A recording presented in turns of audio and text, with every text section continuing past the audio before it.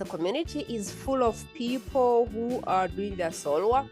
So most people inside there are that level where they're doing their soul work, but then they haven't figured out how to generate business out of it. But there's also some people who are doing impact work, and that's totally fine. I do not have people who are saying, I just want to make money. I think those people don't resonate with the message. And if you just want to make money, well, you may go get a job, sell Bitcoin, whatever. I don't have so much for you because there's endless ways you can make money. But if you're trying to make an impact, or if you're doing your soul work and you feel like, cutting through the wall, the community is for you. Welcome to the Marketing Boost Solutions Podcast, the #1 source for proven solutions to all your marketing challenges. Today on the Marketing Boost Solutions Podcast, I'm excited to welcome Prima Jope, a Uganda-born community builder and founder of Kept Secret Skool. Prima's mission is to help gifted women stop being the best kept secret by building real, intimate communities that cut through the wall of obscurity. She's known for bringing African principles into the modern art of community building, with a message that doing your life's work in isolation is the real modern-day poverty. In our conversation, we're going to explore how authentic, human-centered communities can become your most powerful marketing strategy, and why that connection, not hype, is the key to sustainable success. Prima, welcome to the show. Marco, thank you for that amazing introduction. I almost started to lean in and go, wow, is that me? It was really good. Thanks for having me. Oh, you kidding? My pleasure. As we go around the world, are you in Uganda right now? Yeah, I'm in Uganda, and to top up to your intro, here community is the thing. There's no anything other than community. When you have a problem, your neighbors save you. It's literally the village grows the community. So what I do online is kind of really showing people how to be a human being online, because that's the art of community. Being a human being online and being comfortable or satisfied in the fact that that may be enough or even celebrated by others. So thanks for having me. Yeah, that's cool. No, that's why I'm interested in this conversation. Prima, you grew up in a small village in Uganda, and following the success formula that your father envisioned, what was the moment you realized you were living someone else's dream and not your own? Yeah, so my dad was a loving dad. He put on the planet 8 children, and he did his best to give us a formula for success. So if you study hard, you keep your head down and you keep your grades high and you behave yourself, somehow you're going to get good grades, you're going to get the best jobs, a nice man is going to notice you and marry you, and together you're going to produce amazing children and hopefully teach them the same lessons I've taught you. And I took that lesson to heart. I went through years and years of my life, 25 years. I remember on my birthday when I was 25, I was in MTN, which is a $3 billion company. And I was climbing these ladders of success, and that didn't really thrill me. And so on my birthday, a friend said, make a wish. And I had to stop and think, what is my wish? And I found that my wish was to start living my life. Because every day I felt like I was living a life to please my dad, and none of that was mine. So I think I was 25. I noticed I wasn't growing any younger. And I said, okay, Dad, I've given you the degrees. You have your thing. I have succeeded. I have whatever you wanted me to have. I have the car. I can pay my bills. This is your success, thank you. And now it's time to find my own success. And I remember my first attempt at that was to get an MBA, which after getting that MBA, I was like, no way, this is not it. And then I just had to jump out and start from zero as an entrepreneur and figure it out like everybody else. So it was the edge. It was 25. There is something about that age, whether it's quarter of 100 or half of 50, I don't know, that I woke up and said, you know what? I actually want to live my life now. And Dad, I may have lived your life, but I think this is as far as I'm willing to go. Part of your story that got my attention was your story about house on fire concept. Take us back to Take us back to when you just had 72 hours to make money to save your mother's life, and what was going through your mind, and how did that moment lead to your one of your current house on fire concepts? So it was 6 years ago. I was online. You know, when you're starting online and you have no idea what you're doing. You see everybody posting content, so you post content. You see everybody talking about things, so you talk about them. You listen to Tony Robbins and you get inspired and post something on social media, and you feel like you're changing the world, but you don't really know what you're doing. So I was in that state. My dad would call it a state of quagmire. I was in that state of just posting, inspiring people. People loved my content.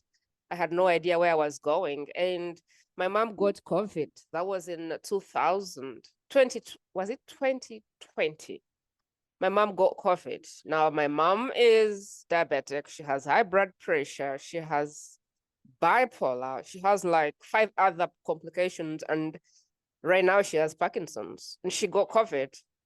And we knew that that was it because a lot of people didn't survive. The hospitals were full. We couldn't see how she would survive because she was really a very red case. And I remember my brother, who is a doctor, said, you guys, the only way out for mom is to form some kind of ICU at home because the hospitals were full. And so we had to come up with money. I think it was like 5,000. And I remember I had to come up with about $2,000. And I had no idea what I was doing online. I had quit my job, so I had no income and I had no money to save my mom. And I had to look myself in the mirror and go, you know what? You either figure out this online thing and get paid or she dies. And I wasn't willing to somehow live with that, knowing the mom died because we couldn't pay for her medical. So somehow, when you're pushed to the thread, I think then you notice how much more you're capable of. So I look at my profile and I go, I have been inspiring people for a year now. There has to be somebody who can hire me to do something for them. And I remember looking at top contributor or something like that. Facebook brought up something like that. These are your top fans. And I was like, if they're my top fans, they must love me. I had no idea what that meant, but I was like, if somebody's my top fan, they must love me. And these people I see, they comment on everything I post. So I was like, I'm going to sit with them and see if there's anything I can do with them. I invited the first person, and that person happened to have a product she didn't know how to sell. And I decided to say I would help her. And to cut the story short, that person turned around and became my first $2,000 client. And I had no idea how to coach her. I had no idea how to mentor her. But when she was telling me what she does, she was like a network marketer. And I was like, okay, can you sell me a solution? Okay, show me how your business works. She opens her mouth. She begins to tell me. And I'm like, I can sell this product better. So I'm like, okay, can I take a turn in selling you your own product? And then she says, yes. And I'm like, okay, I start talking. And she's like, oh my God, I want to buy it. Because prior to the online, I had a bricks and mortar where I understood how to sell expensive things. And so she said, I would buy this product from you. And I'm like, really? And she's like, yeah. And I had no idea how to transition into a sale. I had no idea if I had an offer. I had no idea. And so I'm sitting there going, I wonder how this can work out. She opens her mouth and she says, do you offer coaching? And I try not to stammer, but I think in that moment I was stammering and I go, yes. And a part of me was like stammering. And she says, how much do you charge? And I go, $2,000. And there were so many things I wanted to do in that moment, but I held a straight face. I looked at my mom in the coffin and I said, $2,000. And she said, do you take PayPal? Boom. And that is how I got my first client. And that grew to 6 figures and multiple. And today it's a thing. House on fire is a thing because when your house is on fire, a lot of things are possible. Yeah, when there's no turning back and you burn and the bridges are burnt and the boats out in the harbor are already on fire. Yeah. You've got no choice but to succeed. You know, most people, that kind of adversity breaks them. That's when they break. But for you, it seems that sparked your purpose. How did and then did you also lose a business during COVID that became the starting point for something bigger, or is that um, Yes. So during COVID, I had a fashion store. So I had clothing for corporate men, which really is the men I was working with when I was at MTN. So when I was at MTN, I would get clothing and I would put it in the back of my boots. And I realized that I spent a lot of time just dressing the men at work anyway. And so I was making more money from the car boot sales than I was making in my job. And so in as much as I had a job, I had this thing on the side, which was exciting and profitable. And I was like, I could do this. So when I left the job, I started to dress these men. I had now a location and I started to dress these men. And now COVID comes and men are wearing boxers in their home. Nobody's leaving their home and the business has to close because there's nobody worrying about, the next set of clothing because they don't need as much polish as they did before COVID. So that closed the business. And I thought to myself, my God, what am I going to do? But there was always something inside me that just knew that it was possible, that I was meant for more than just jobs and doing everything. So I followed that. And then I started to understand, like, okay, how does Tony Robbins do what he does? How does Grant Cardone do it? How does Oprah do it? I only knew the people who had budget enough to extend to Uganda, really. And I was like, I want to do this, but I had no idea. But I started to follow one step after one step after one step and ended up in that place where I was online and doing some things. And I was like just all over the place. And then my mom threw me to my feet and said, you have to figure this out or I'm folks? dying. And that was the turnaround. Folks, Prima's story includes how she built a six-figure business from Uganda without ads, without funnels or hype. So I'm going to come when we come back, we'll ask her more about what she did differently to reach that success. Don't go away. We'll be right back.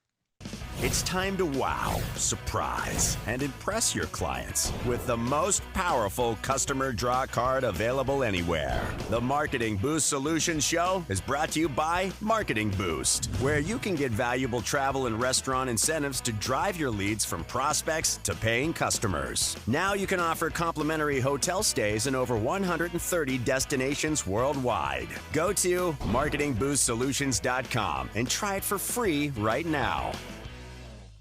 You just heard from our main sponsor, of course, marketingboost.com. If you're new to Marketing Boost, if you're an entrepreneur, a business owner, and looking for ways to wow, surprise, and delight your customers, you need to check out Marketing Boost. We are the most affordable way you can wow your clients and encourage them to take action, enhance whatever your call to action is.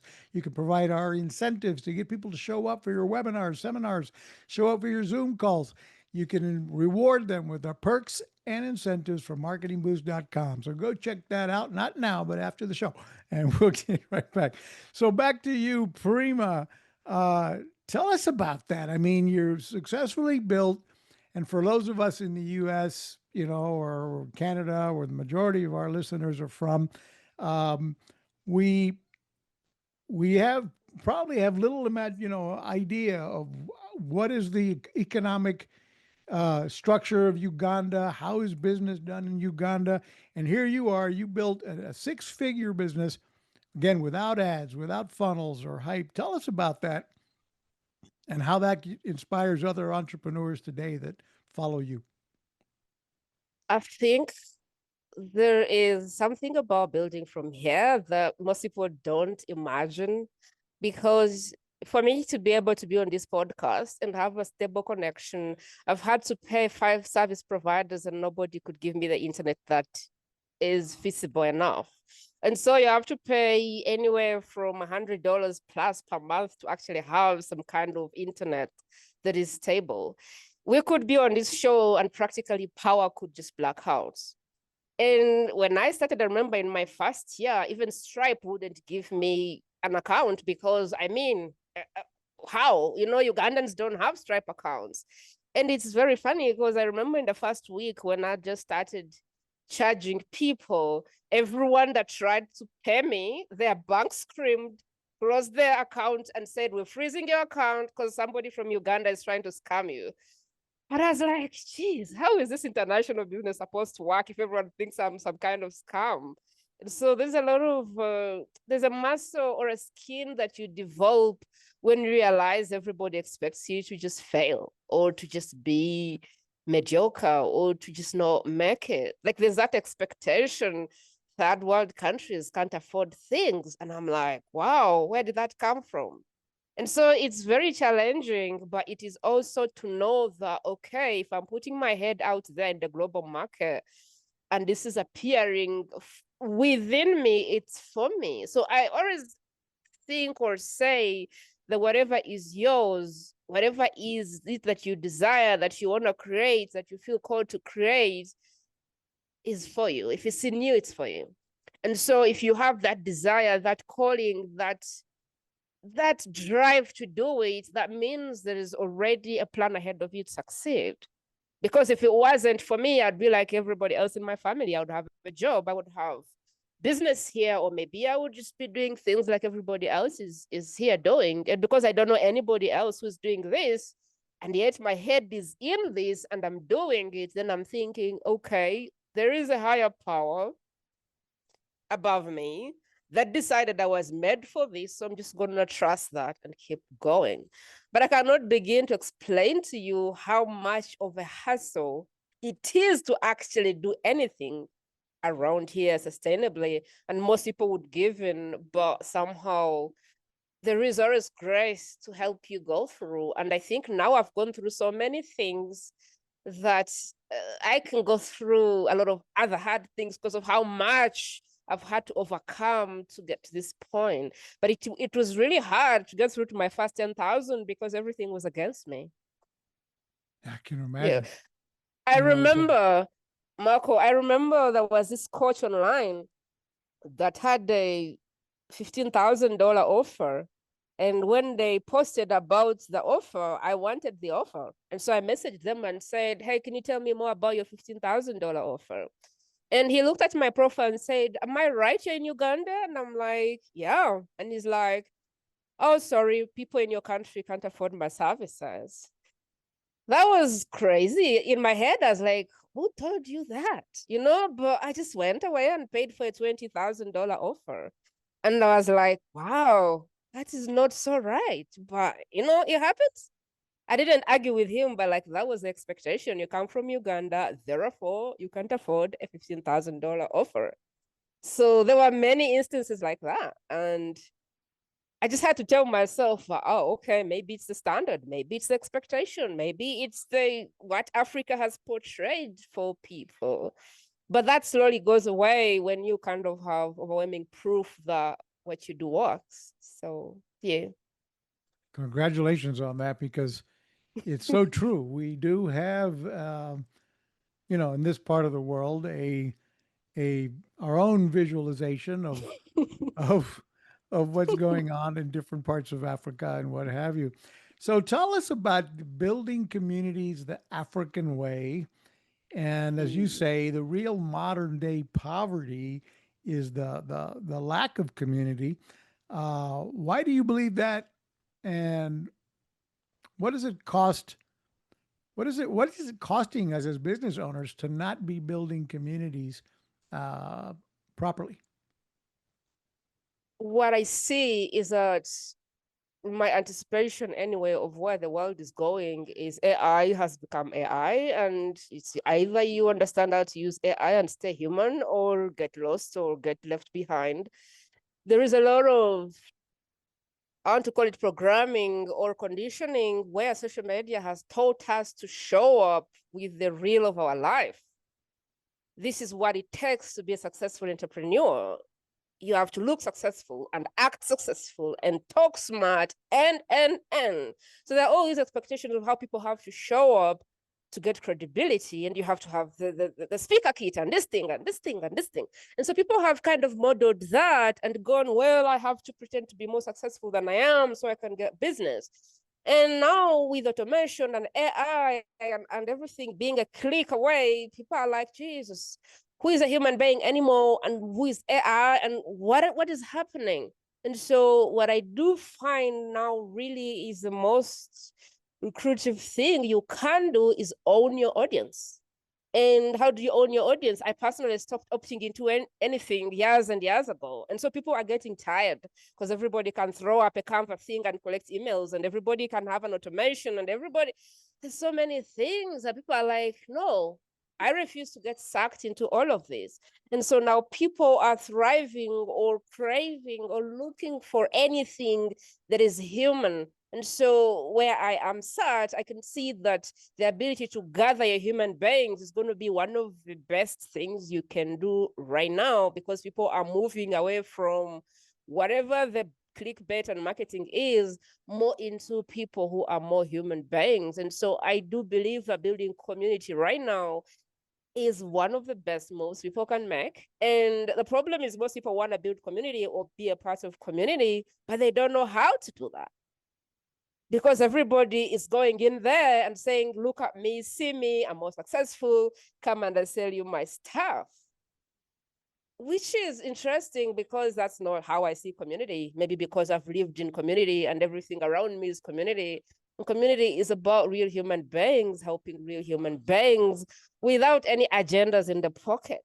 It is growing together, it's building together, it is breaking through the wall of obscurity together. And so what I find in most communities is that people are pretending to care, pretending to build community, pretending to be authentic, whatever that means, where really you can just be a human being and people will celebrate you for that. And community is about being a human being first before you're an expert, or just doing the things you would do offline. It's interesting that most people do things online, which they cannot do offline. Like Well, offline. for a lot of people, maybe around the world now, ever since COVID, more than ever, we've isolated ourselves. We've isolated ourselves from real human community. We neighborhoods, most people, in America don't know your neighbors anymore. We're not out and about getting, to know the neighbors. We're not helping our neighbors. We're not involved in too many community opportunities to volunteer or help. And so that's everybody's in their four walls are building bigger and bigger homes and bigger TVs and watching Netflix till late at night, and there's very little human community. And then okay, we do the Facebook groups, and now I guess your community, is it based on the school platform? Is that where you teach people how to build this type of community? Yeah, it is how do you get business by being more of a human being around other human beings. I honestly think that right now the house on fire in the marketplace is we're starving for humanity. So if you want to get people's attention, give them the thing that they are starved from, which is what we get when we meet other human beings. And online it's gotten so diluted that it is not even funny. I always ask people, would you do this thing offline? And they would say no. And I'd be like, why do you do it online? Why do you think it's okay to do it online? Because behind any email, behind any message you send, behind anything, there is an actual human being. So why would you imagine this thing over here is okay to do online, but offline you wouldn't do it? And so really, I do believe that the house on fire right now, with everything we have at hand, is we're starved for real human to human connection. And so I'm on Skool, which is really a platform that honors that sense of community. And so I love Skool for that, because they're bringing back the feeling we got from Facebook groups 10 years ago is coming back now to Skool. That's what Skool is about. And I love that. And that's where I build right now. That's something to look into for myself. I've got a big multiple Facebook groups, 33,000 members in one, 50,000 in another, 1,500 in my VIP group. But Facebook does not promote whatever we push. It reaches a fraction of that community. And so that's what's different in Skool, I imagine, is that if they've opted into that Skool group, Does every post get seen by everyone, or what are some of the major benefits of school over a Facebook So, group? so before I joined school, I was on Facebook. I had a 1,500 community, and 3% or less than 5% were seeing my posts. And I was like, no, this is not a community. So I moved. Overall, on school, people who are in communities see everything I post. And what is so cool about school is that you can email people from your community, and the delivery on that is above 90%. And I don't know if there's any email platform I've ever tried that does that for me. So not only my people are able to see everything I post, I can email them and reach 90% of them. And people on school are really there to connect as human beings first. So there's a lot of communities that are mushrooming here and there around all sorts of things people care about. Right now, I think there's about 70,000 people.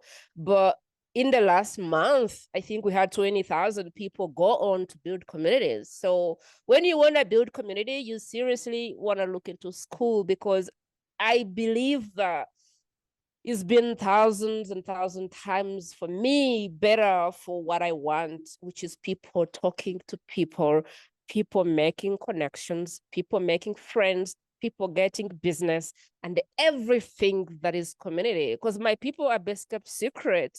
So the principle that is at play is what we do here in Africa. You may want food and you don't have everything, but you have a kitchen. Another person might have firewood. Another person might have water. Another person might have food. To Yeah. alone you have an empty kitchen, but together you can make a meal and eat. So this is kind of the principle on school, that alone you're best kept secret, but when we all combine together, we can then break through the wall of obscurity. It's kind of the principle. Before you go deeper into that, folks, we'll be right back. We're going to ask Primo when we come back more about this African way of building a community where everyone brings something to the table, and we'll translate that into the digital world. We'll be right back. Don't go away. Is your business on autopilot yet? Do you have automation in place to capture, nurture, and convert prospects into clients via email, SMS, ringless voicemails, appointment setting? Get all the inbound and outbound marketing tools in one place. Go to marketingboostsolutions.com for more on automating your business so you can make money while you sleep. You just heard from Automation Booster. Guys, this is kind of an upsell from Marketing Boost. If you are in business for yourself and you don't have the technology built in to be able to automate when you generate a contact, when you build your database, when you're getting a lead, an email, and a phone number, what are you doing with it? Are you following up manually with a spreadsheet, or do you have a CRM system for emailing, texting, ringless voicemail broadcasting? Do you have your sales funnels and your ability to build easy, quick email templates, etc.? Check out automationbooster.com. I've been an internet marketer since 1996. I've seen and done most of it. I've watched the whole evolution of the internet, and I've never seen a product as affordable and as robust for inbound and outbound marketing as what we offer with Automation Booster for the price. So check out that.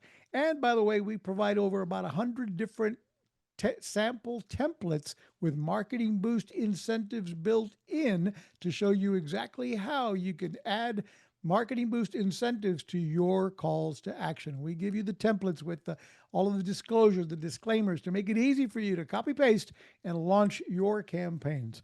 Check out automationbooster.com. We're back here with Prima Jope and talking about building communities the African way. And one of the things that got my attention to have her on the show in the first place was the idea of this community building where everyone brings something to the table in African style community. Someone brings the rice, someone else brings the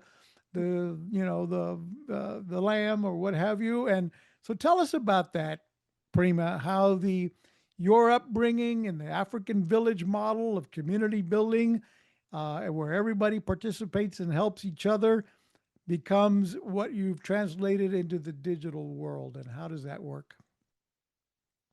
How I grew up, is I knew that neighbors were important. I knew that it takes a village to raise a child. I got support and help and advice from everybody around me.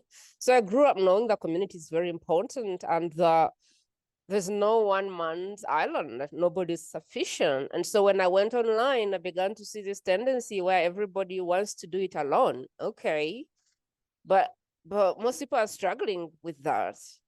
And then as I got to understand the actual problems in the marketplace, I realized there was this group of people that were very, very gifted, but they didn't know how to sell, they didn't know how to market, they didn't have all the attention.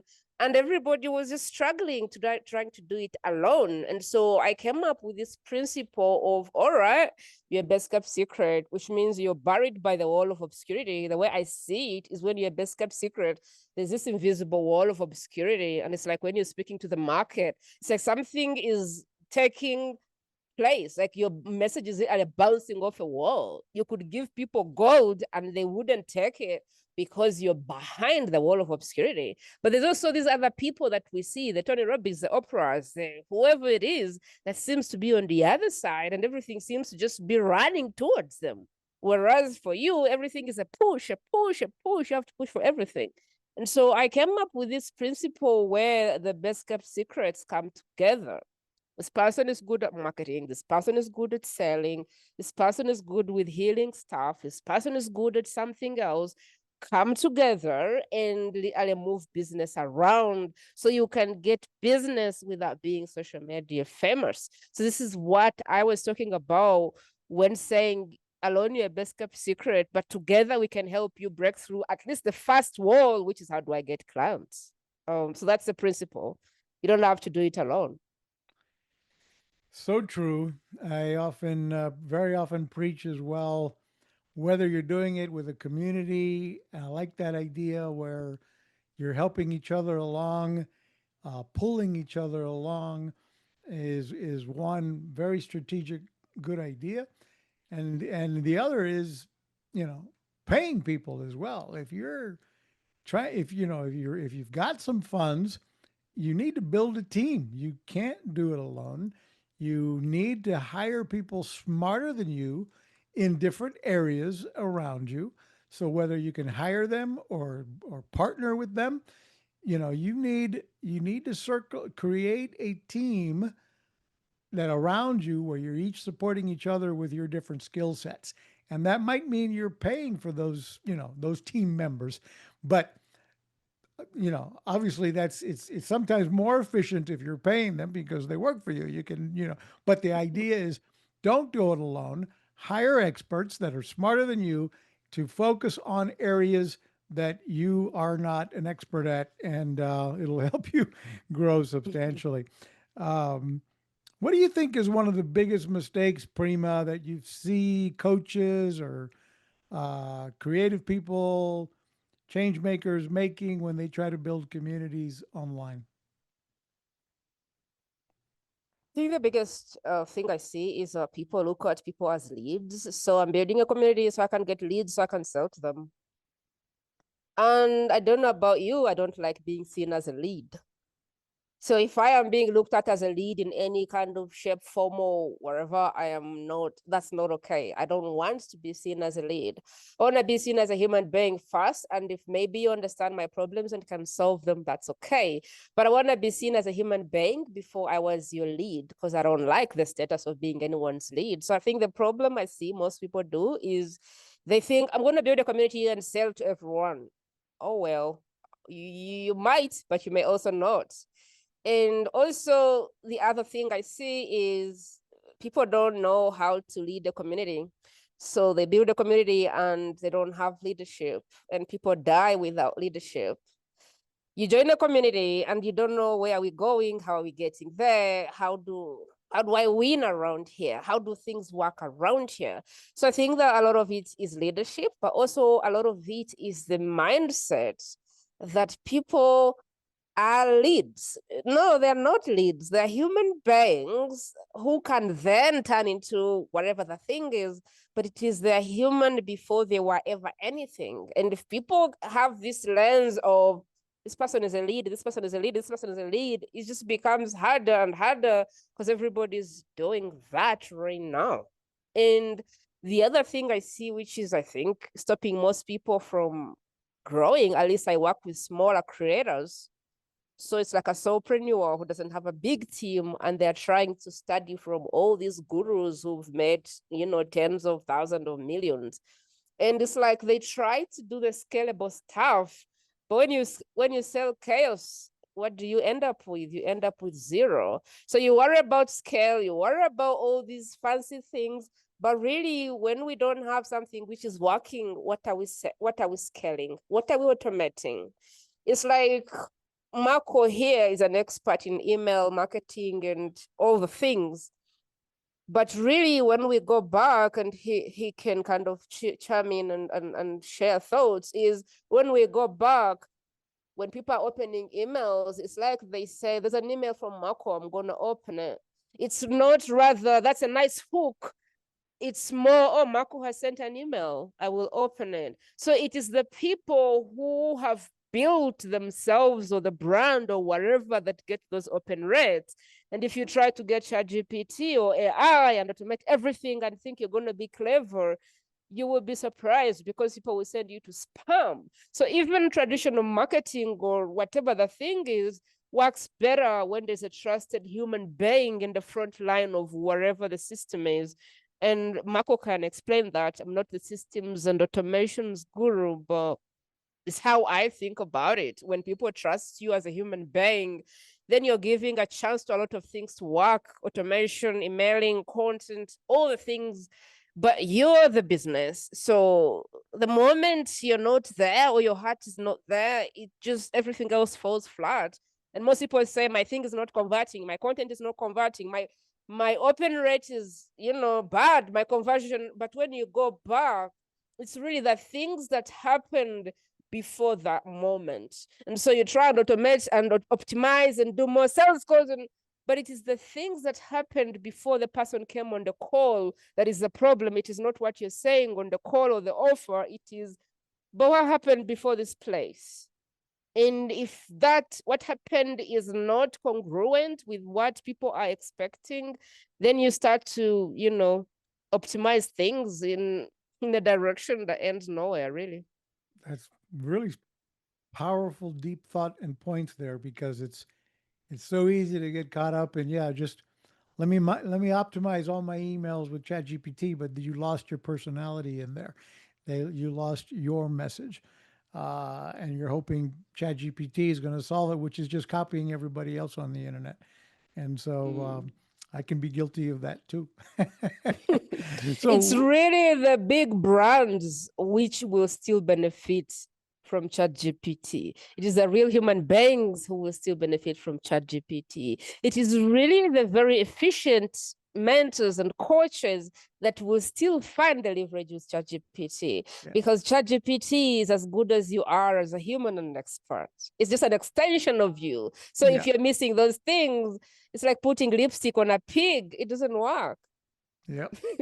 Why do you think you focus on women and supporting and helping women mostly?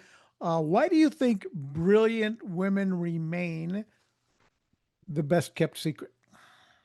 Because we try to build like everybody else, but really being an entrepreneur and taking this path that is less traveled is all about you and being all of you. And I like to say, and it's not my quote, that the more of you are, the more money you make. And a lot of women are caught up in being cool and being like Oprah or whatever the expertise, and showing up the way the other person showed up. And they forget that it's really going to take the DNA showing up with all their imperfections to cut through. There is nobody who can do it like you. So that's the path. And a lot of women don't know that. And so they're following that system and that system and that system instead of finding their system. I think that business is like style or fashion.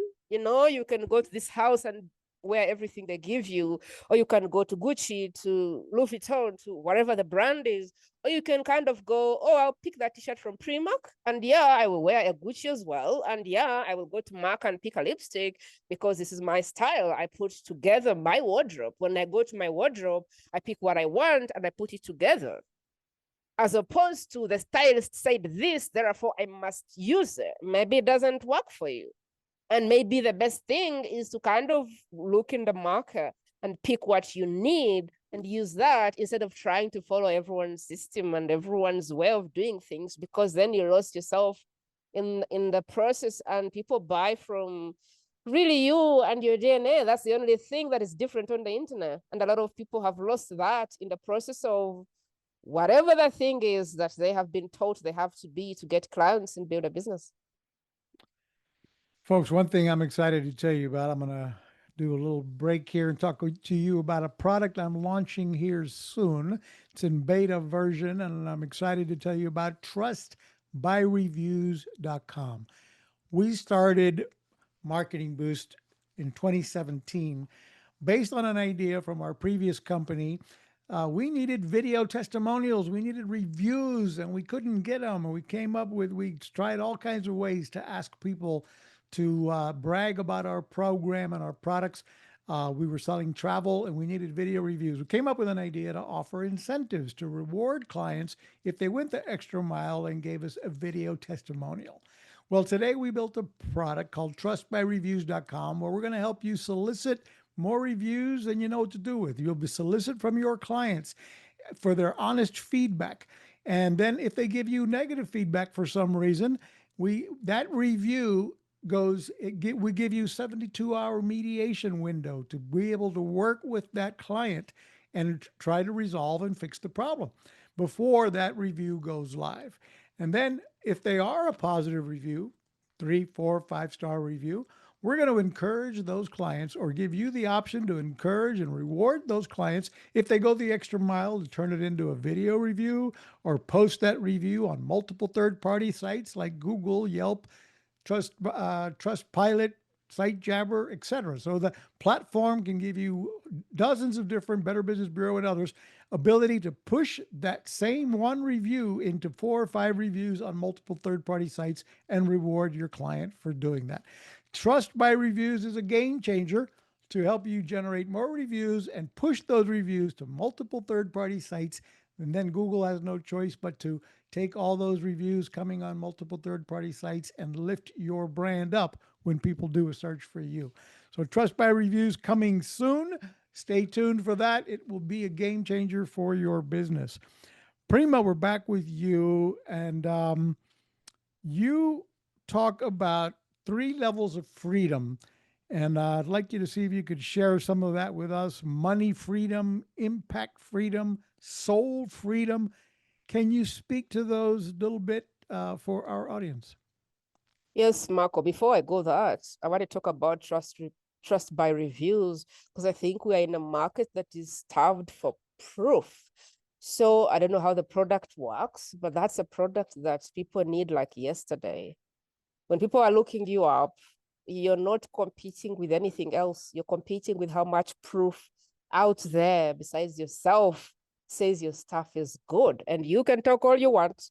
You can run ads all you want. If you don't have proof, the market is starved for proof, and you definitely want proof. So I wanted to talk about that because that's a product that I believe is really, really very relevant right now, where everybody can claim to have any kind of powers and promises. So thank you for that product. I think it's really, really good. Yeah. Thank you. Yeah. I totally agree. We built one of our first travel websites into one of the fastest growing travel sites in North America. And we built it on the backs of social proof and video reviews. And we ended up with over 30,000 video testimonials on that website, more than any other travel site in the world. And it was all based on the credibility of other people bragging about our brands and the hotels and the luxury resorts we were promoting. So our hotel partners benefited from those video reviews. Our website benefited from these reviews. And new customers benefited from watching, a few reviews from others. And so not everybody's going to read all your reviews or watch all your video testimonials, but the fact that you begin to build a library of testimonials, written and video, and posted on multiple third-party websites, Google and Trustpilot and SiteJabber and Shopper Approved and Facebook and Yelp, etc. There's nothing like it. And when people search your brand and find your brand listed with reviews from multiple third-party sites, bam, it's huge. And the platform that we have, we help eliminate fake reviews and negative. You get a negative review. Let's put it to you this way: if you're not soliciting reviews constantly, and if you start to do any real volume of business, the only reviews you're going to get are the negatives, because people expect to be happy, and they don't go out of their way to tell anybody else about your business unless they're unhappy. When they're unhappy or upset at your company for something that went wrong, they want to tell everybody. They want to look for 3 or 4 different websites to complain about you. When they're happy, they're like, great, I'm happy. This is what, I just expected to be happy. I paid good money for your product or service, and I'm happy. Good. So what? I don't go out of my way to tell anybody else about it. So you have to request that opinion, that review, that feedback, that testimonial. And then the way we've designed it now is they give you their positive feedback, and then we say, thank you. We're so happy that you loved our product and service. Would you help us do a favor and help us share this on multiple third-party sites? It would really help us. And if you do that, we'll give you this additional reward and incentive. And now you can get that one customer who's happy to post that same review on Yelp, on Trustpilot, on SiteJabber, on Facebook, on Google, on TripAdvisor. We have all these different third-party sites that are going to be plugged in, Better Business Bureau, etc. So one good review could turn into 5, could turn into posting it on their own social media for you, as helping generate referrals. So it's a platform to help you grow your business with the proof, the trust that's generated when you are acquiring a constant flow of new feedback and reviews. I love it. I love it. Impact. Let's talk about the different kinds of freedom as we had wanted to. But I really, really love that, because there's nothing like third-party credibility. There's you saying you're good, but there is others saying you're good. Trust me when I say you want others to say. And just to reaffirm what he was speaking, because it's very important, a happy customer is 3 times more excited to talk about their bad experience. A happy customer is like, oh, cool. Well, and if you don't become creative about it, a happy customer is sleeping. An unhappy one, however, with 3x, 4x, 10x, I don't know what the figures are, they will go out of their way to go and put out there. So if you're not very intentional about creating proof, you will have negative word of mouth guaranteed. Let's talk about the freedom and different levels of freedom. But seriously, check out that product, because everybody needs that. Let's talk about the different levels of freedom. And these are things I've come up with from my own struggles and my own heart searching and searching for meaning at this point. And the first level of freedom, I believe, is money freedom. Is like financial freedom or money freedom. Oh, well, I have a career. I don't really like my job too much, but, I can pay for the bills. I have a car, I can provide for whatever. That is the first level of freedom. I have funds to pay for what I want. I may or may not be happy. I don't know. I may or may not be creating an impact. I have no idea. But what I know is that I have some kind of money to pay my bills. That is the first level of freedom. And at some point, your soul might go, really? Are you sure? That's what happened for me when I was in a job. Like, are you sure this is your life? And in that moment, I had to look for another level of freedom, which for me was impact freedom. I'm free because I am leaving an impact in the world. So when I was doing clothing and in my first years of business, I felt the freedom because I was leaving an impact in the world. I'm changing people's lives.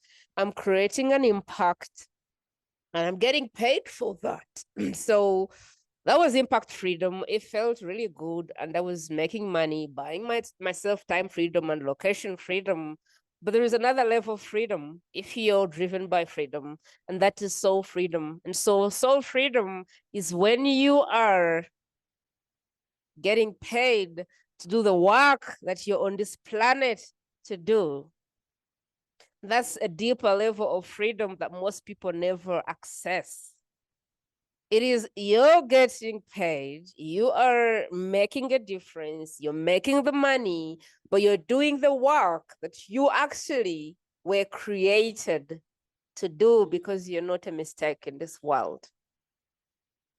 And so those are the three levels: money freedom, financial, oh, well, I can pay my bills, I can go for holidays, but I have a soul-sucking job and I work more hours than I want, but that's life. There's a lot of people who are there, and maybe it's okay. Maybe, you're not meant for all the forms of freedom. But sometimes you're unhappy there, which now brings the second layer of freedom, which is impact freedom. Sometimes your soul is asking for impact freedom. Yes, I want you to make money and be free, but I also want you to use your abilities to do more good in the world. So that's the second level, and your soulmate expect that or want that when you feel an emptiness in a job or however you're making money. The third level, though, is soul freedom. There's like a level of freedom which comes with you being on the path that you're actually on the planet to build. I don't know that everybody's designed to access that, but when you're designed to access it, you will feel a hunger for more. You'll be making an impact, you'll be making money, but you're like, something is missing. I know there is more. So when you're built for this level, you will feel that emptiness that then forces you to keep digging. And I don't think there's any reason or any bad thing about being in any of these levels, but if you feel an emptiness and a hunger for more, that may be why. And I hope that that's supportive and helpful if you feel like there's something deeper than what you're doing right now. Powerful. Thank you, folks. Let me show you quickly if you're looking at this on YouTube or Rumble. Here's one of the ways you can follow her in one of her new groups here in school. The links to this are down in the show notes below. You don't have to try to get this URL. In the show notes, you'll have access to follow and join the Best Kept Secret Skool, where you can get, follow the content that Prima is putting out for women who are there, especially for women who are trying to make an impact and build those three levels of freedom, from generating money, impact freedom, money freedom, impact freedom, and soul freedom. So we'll one last couple of questions I have for you, Prima, before we wrap it up. You've given us quite a bit of time this morning. I appreciate it. How do you help someone move on from, look, I've got no audience, I'm new. Okay. How do I start and have a real engaged community when I'm starting from, no audience? So I just wanted to back up from the community. The community is full of people who are doing their soul work. So most people inside there are that level where they're doing their soul work, but then they haven't figured out how to generate business out of it. But there's also some people who are doing impact work, and that's totally fine. I do not have people who are saying, I just want to make money. I think those people don't resonate with the message. And if you just want to make money, well, you may go get a job, sell Bitcoin, wherever. I don't have so much for you because there's endless ways you can make money. But if you're trying to make an impact, or if you're doing your soul work and you feel like, cutting through the wall, the community is for you. So if you're starting from zero and you have no audience whatsoever and you want to build a community, I do not know that this is the first step if you don't know anybody and you have no audience. So if, for example, you were to start from zero, the first requirement would be that you have solved a problem for yourself, and we can begin there to want to solve it for somebody else. So there has to be a problem you can solve. In my world, it looks like going through something. Maybe it was a divorce, maybe it was depression, maybe it was whatever. In my world, it looks like that. When you have gone through an experience and you want to help others go through that experience, that's the bare minimum. Otherwise, if you don't have a skill, then it's a bit confusing for me, because where are we starting from?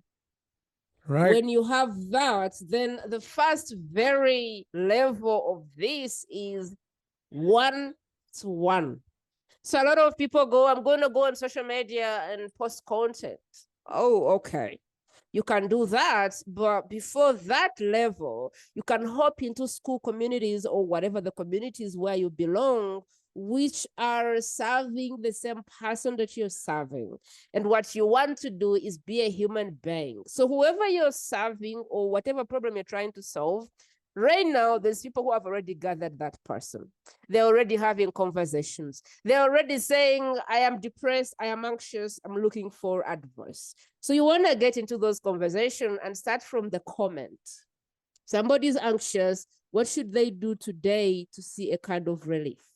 That person, when you give them your genuine feedback, they're going to say, oh, thank you, Prima, you are helpful.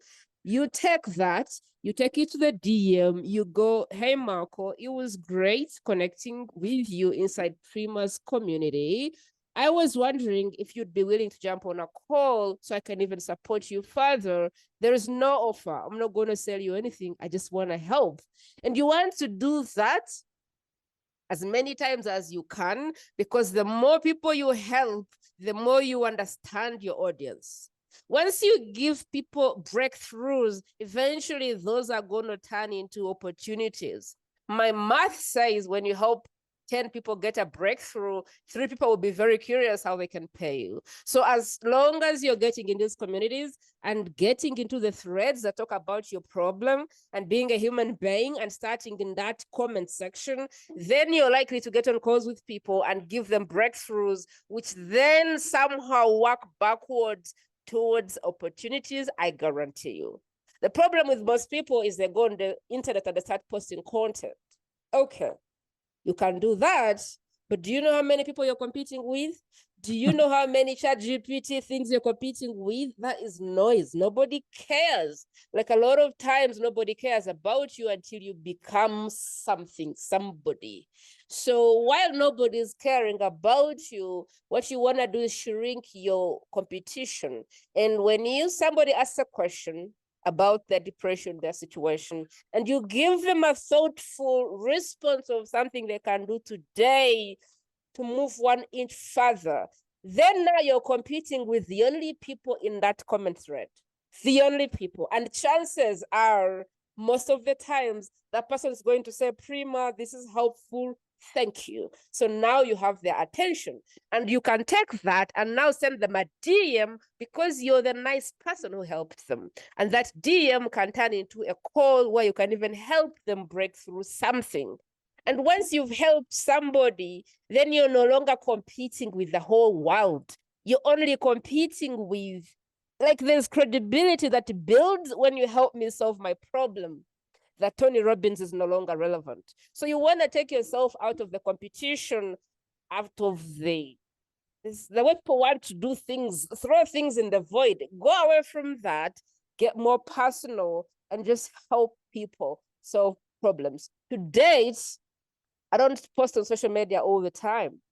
I spend a lot of time inside communities where people are talking about their business problems, and I'm in the DMs helping them and taking that into the DM where I say, hey, by the way, I have a community. If you join, we may help you further. And people are joining my community, and this is how the business happens, because you cannot sell people things when they're outside. So eventually, when you get your first 15 or 20 people or 30 people that you've helped, now you can go back and say, by the way, I'm starting a community. Would you like to join? And this become your founding members. They love you. They know your work. They have a breakthrough from it. And now when you have 15 people inside, you kind of have some kind of culture, because these people know you and you can kind of lead them. And then when you bring other people, there's a culture and human beings on the inside. And so you're not talking to crickets in your own community. But until then, you're not ready to build community. True. Makes sense. Prima, if people want to follow you or reach out to you, where's the best place for them to go? School, go to school, search for Best Kept Secret Skool. Best place ever. You're going to meet other gifted human beings like yourself, where you can really connect, collaborate, meet people. Yes, I help people, but inside here, you're going to be surprised how much support you get from other women on the same journey. Think about it like, I bring the rice, you bring the gravy, the other person brings the firewood, and together we eat a meal. So alone, you may be a best kept secret, which means the wall of obscurity is preventing you from having or getting business or putting your work out there. But together we have enough momentum to help you break through the wall, because together we can. Alone, you may not. But when you combine effort with other people, you can. So the best thing, or the best way to stop being a secret, is to stop building alone. Thanks for having me. Thank you for joining us, Prima. Some very insightful words of wisdom that I appreciated, and I'm sure our audience will resonate as well. You know, in New York, there's a song that says, from Frank Sinatra, you know, if you can make it in New York, you can make it anywhere. But I'm impressed. If you can make it in Uganda, you can make it anywhere. Congratulations on your success, Prima. You know, with you, the struggles you went through, Stripe wouldn't even give you an account in Uganda. You figured out a way to be able to stay in business and do online business from a third world country of Uganda. And you know, and for that matter, I don't know who gives anybody the right to call it first, second, or third. But Yeah, I really believe that we've had this rap. Uganda has this rap of starving kids and there's no water and everybody's begging. But for me, this message is to everybody out there. If you're saying, oh, well, I'm divorced 100 times, who's going to want to marry me? Trust me, there is somebody for you. If you're going, I'm from whatever the country is, well, you're not special, because you can if you stop, putting labels on yourself. And so I think my last message is, if you are in New York City or UK or Australia or whatever, and you wake up towards the internet, all the things, what's your excuse? What's your excuse for not excuse? What's your excuse for not doing the work that you know you want to do? Give me that excuse, because there's people who have it harder and somehow they're cutting through. So whatever sexy excuse you have, I guarantee you somebody has it worse and they're making it work. So my challenge to you from this podcast is, what is your excuse? Look for me and tell me what your excuse is. What makes you so special that this will not work for you? Because it will. If you get out of your own way, you will build your impact, you will change lives, and you will get paid, but you're not allowed to give up on yourself, because that's the only ticket to failure. Absolutely. Prima, thank you again so much. And audience, thank you for taking the time to listen to the Marketing Boost Solutions podcast. If you like the content we brought you today, and I can't imagine that you don't, listening to Prima here. If you like the content, please give us a like, comment below, and ask us any questions in the comments. And make the last big favor I'd ask you: obviously subscribe to the channel and grab this link and share it with another entrepreneur who might be stuck and struggling with excuses or whatever, and have them listen to this story. and have them follow Prima. It can be a life changer. Thanks again. Like, subscribe, and share. And we'll see you on the next episode of the Marketing Boost Solutions podcast. Thank you very much. Thanks for listening to another episode of Marketing Boost Solutions podcast with your hosts, Captain Marco Torres. Now it's on you. Take the next step now. Go to marketingboostsolutions.com for more on how you can wow, delight, and surprise your clients with the most amazing draw card on the planet. So stay thirsty, my friends. Stay thirsty for knowledge. See you next time.